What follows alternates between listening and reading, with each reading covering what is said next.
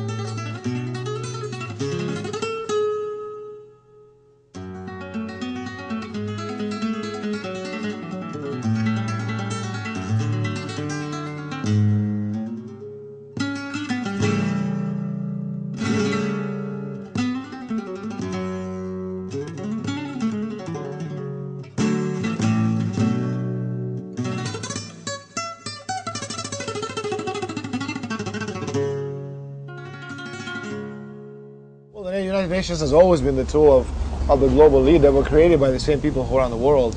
It's not a conspiracy. It's not, you know, a Ku Klux Klan right-wing Bible stomper conspiracy, as these people would like to call it. It's a fact. You know, the people who basically run the United Nations and the people who actually support the United Nations are the same characters who, for the past 50 years, have been planning New World Order, one brick at a time, as Richard Gardner said. We're going to have it one way or another.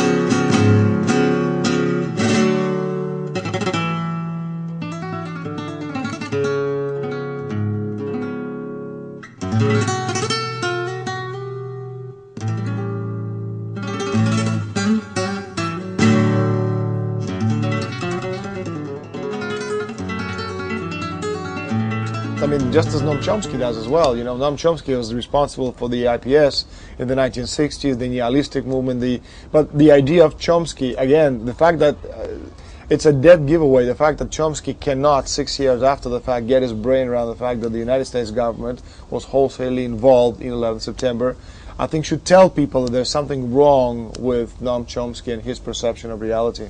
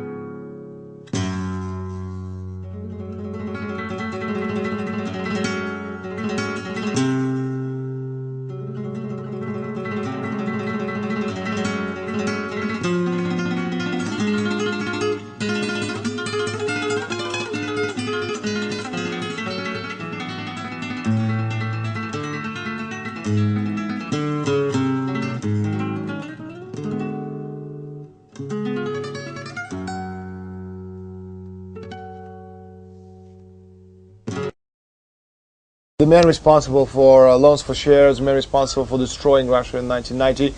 Thankfully, it didn't work, and the Russians are still there. Oil is the end game. The Americans, the Bilderbergers, needed Russia's oil, and they needed Russia weak. They can achieve that through Yeltsin, but they're not able to do the same with Putin.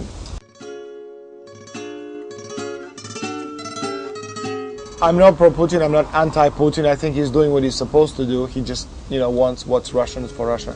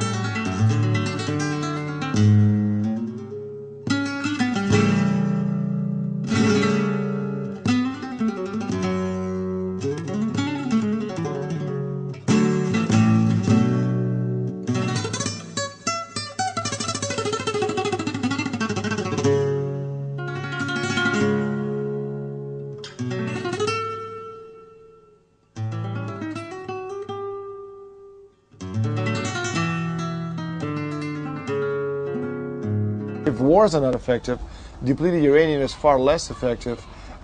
So these people don't have just one way of getting rid of the population. You have starvation, which works wonders in Africa, as we've seen it. We have disease, we have AIDS.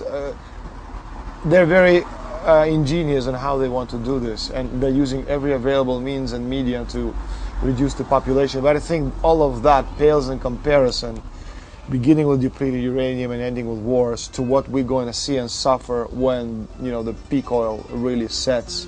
Then entire nations will die off of hunger because they won't have enough of anything to feed themselves.